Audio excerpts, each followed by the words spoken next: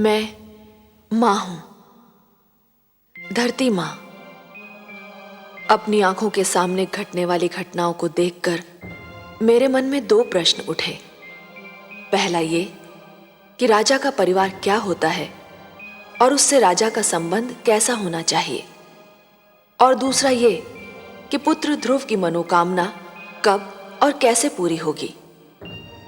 पहले प्रश्न का बहुत संतोषजनक उत्तर मुझे उस समय मिला जब देवर्षि नारद ने महाराज उत्तानपाद को बताया कि राजा का परिवार केवल उसके घर की चार दीवारी तक सीमित नहीं, उसका परिवार उसके समस्त राज्य में फैला होता है और प्रजा ही उसका वास्तविक परिवार है। ये उत्तर सुनकर मैं ये सोचने पर विवश हो गई कि देवर्षि नारद की इस वाणी को आज भुला क्यों दिया गया है और लोग इतने स्वार्थी क्यों हो गए हैं। परंतु दूसरे प्रश्न के विषय में मेरी चिंता ज्यों की त्यों बनी हुई है, क्योंकि जब मैंने भगवान विष्णु को यह कहते सुना कि वे केवल एक भक्त के लिए ईश्वरत्व की गरिमा का त्याग नहीं कर सकते, तो मैं समझ गई कि पुत्र ध्रुव के संकट का समाधान अभी दूर है। संभवतः उसे और दुख झेलना है और परीक्षा देनी है, और ये सोचकर मैं और माता लक्ष्मी दोनों दुखी हैं।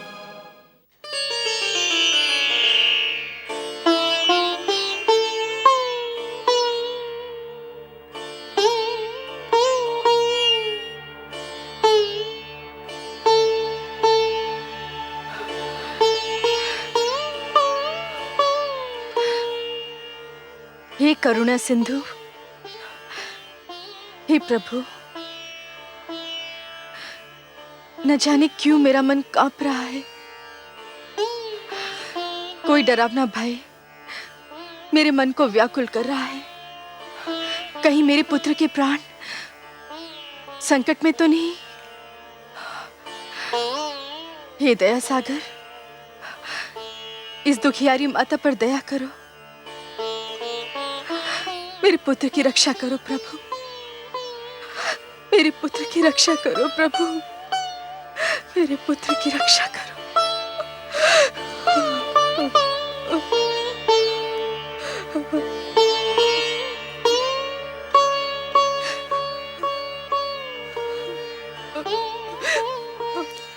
मेरे पाप का दंड मेरे पुत्र को न देना परमेश्वर। उसे कुछ हो गया तो मैं जीते जी मर जाऊंगा।